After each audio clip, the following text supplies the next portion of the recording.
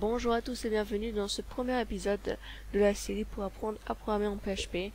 Donc aujourd'hui on va télécharger WAMP tout simplement et on va apprendre les bases. Donc on va introduire les bases du PHP.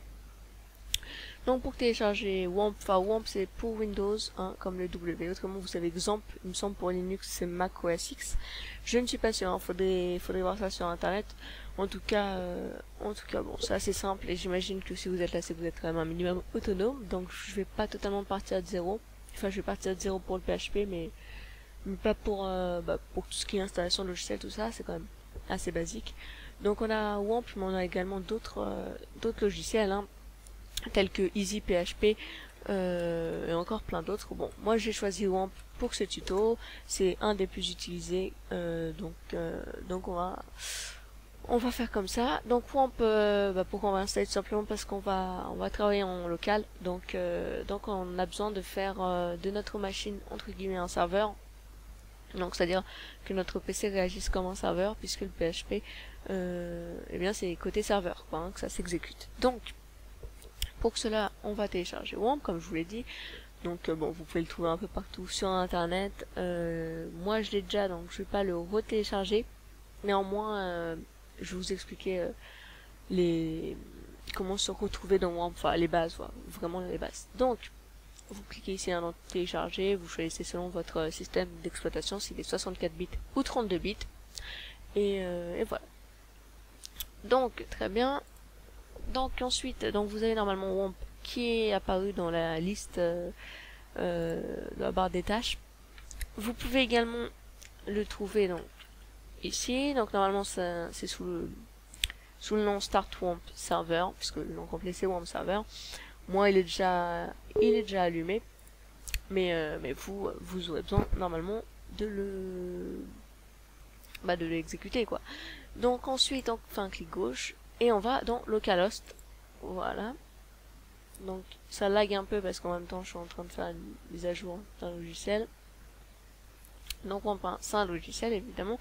Et ici donc on a ici on a des diverses informations telles que la version d'Apache, de PHP, les extensions qui sont présentes, etc. Bon, normalement vous avez ça, donc je vais pas m'éterniser là-dessus, hein, c'est quand même relativement simple à comprendre, et puis pour le moment c'est pas vraiment le sujet du tuto. Et ici donc on a vos projets, tout simplement les projets en cours quoi, hein, qu'on peut, dans lesquels on peut se rendre. Donc, pour créer un projet c'est très simple, vous allez dans le répertoire www, donc pour cela clic gauche sur WAMP, et on va dans www. Vous pouvez également aller à partir du menu démarrer, ordinateur, etc. Et on va créer un nouveau dossier. Un nouveau dossier, voilà, qu'on va appeler tuto PHP. Tuto PHP. Voilà. Très très bien. Donc, si on va dans le local, donc localhost, on voit bien que tuto PHP est apparu ici. Donc c'est bon. Si on clique dessus, on a le parent directory quoi, qui va nous permettre d'aller, de naviguer à travers les différents fichiers puisque on n'a pas de fichier index.php, donc c'est tout à fait normal. Donc on va en profiter pour créer notre fichier index.php, donc enregistrer sous, et on va donc dans ordinateur, disque local, WAMP, www, tuto PHP, et on va le nommer index.php. Voilà, et si on va ici, vous voyez, ça nous donne une page blanche qui correspond donc à l'index.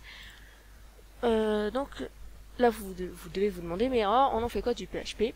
Eh bien le PHP, les lignes de PHP peuvent soit être dans un fichier à part, soit directement dans une page HTML. Donc ici j'ai choisi la page HTML parce que bon, on va écrire à peine 2 lignes, même pas une ligne, donc ça suffira. Donc pour ouvrir, le code PHP se place entre deux balises qui permettent de signifier où se trouve le PHP, tout simplement le code PHP, de le différencier du code HTML. Donc pour cela c'est comme ceci, donc on fait le signe inférieur, le point d'interrogation PHP, et on referme avec point d'interrogation et le signe supérieur.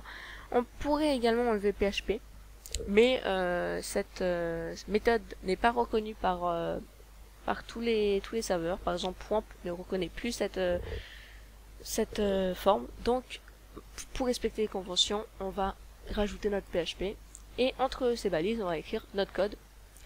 Donc, pour commencer, on peut écrire par exemple en PHP du texte sur une page.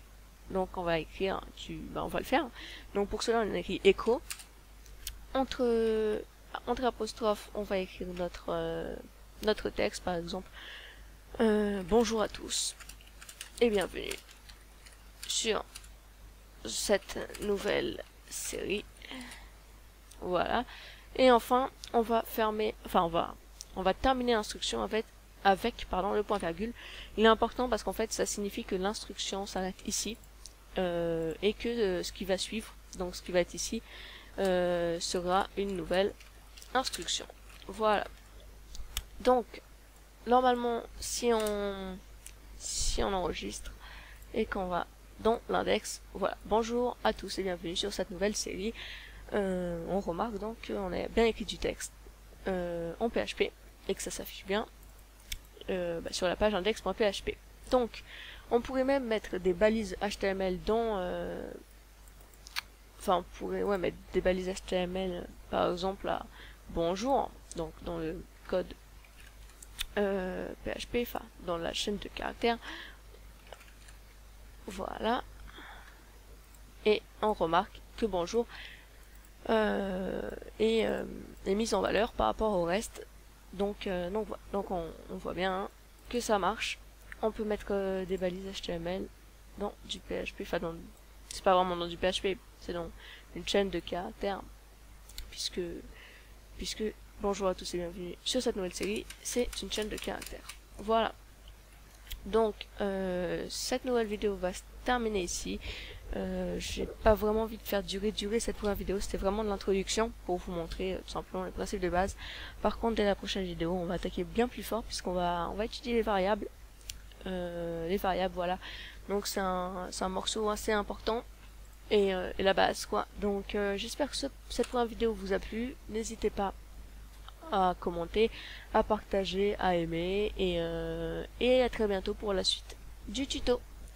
À bientôt.